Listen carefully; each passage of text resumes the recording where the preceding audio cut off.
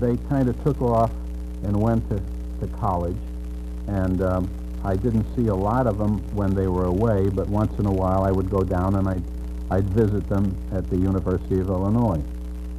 A big thing in our mind was, how do we get a job and how do we exist after we get out of school?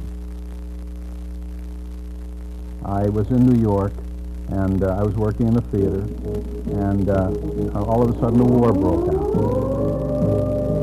Stolz sein soll ja wer das deutsche Volk ist und das deutsche.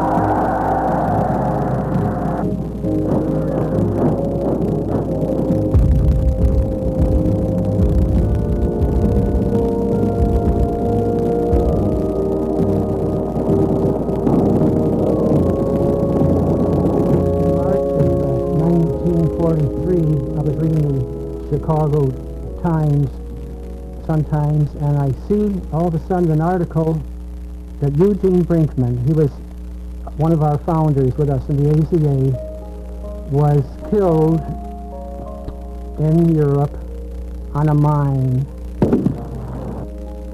Eugene was so devoted to his country and to wanting to conquer the nasty enemies that he gave up the privilege of going to rest and recreation. And he said to his commander that he, Lieutenant Brinkman, would take out a patrol. And when he took out this patrol, they were successful in eliminating a lot of the Nazis, but he paid the penalty of stepping on a mine.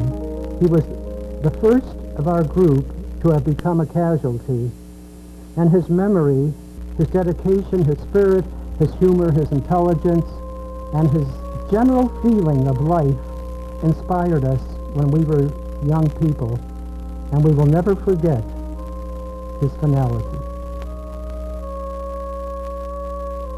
Time went on, and we all went into the war and separated.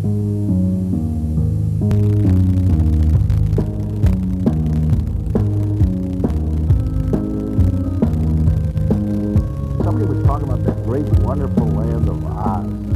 The land of Oz, of course, was Los Angeles. And a bunch of us went out there. As time passed and I moved to Los Angeles, I got to know them better because Thanks to Bob, why we have these reunions and we meet once a month for lunch, so we keep in close touch. And it should happen to you. Compare the old days and new. The new days are great. Guys are going to live longer. The kids today are going to live longer. They're going to be smarter. Computers and all that junk. But what we had as AZAs and all that was a total compassion for each other. And we also had a compassion for people and for our mothers, our fathers. In our day, an aunt never went to an institutional home. It would be an insult. Nobody took charity. That was a disgrace. And we had these morals that we leaped up to. Everyone had to have an education. Hell, if you were only from high school, you were a dummy. I was embarrassed, and my folks were ashamed of me. I only had 2 years of college. And I think that was a better age, much better age. One day I was thinking of Bud, Dan, Bob, of our youth, and the respect that we had for one another and for society. So anyway, I know there's advantages in what we're in this day and age and advantages in the old one, but I like the ways the morals in the old times were in those days.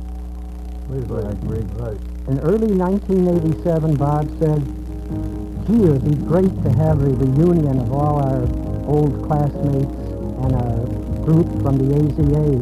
So he took the efforts and the initiative and the time and the expense, and he located all the former members of the group. here were a bunch of guys that I knew 50 years ago. You walk into a room and you know them all, but you can't recognize them. You don't know what they look like. You have to go to their pin and say, gee whiz, Sal, that you, Sal? You know? And he'd say, then he'd look at my pin and he'd say, Christ, what happened to you? Jesus. You know, and I mean, it was just that type of a wonderful feeling.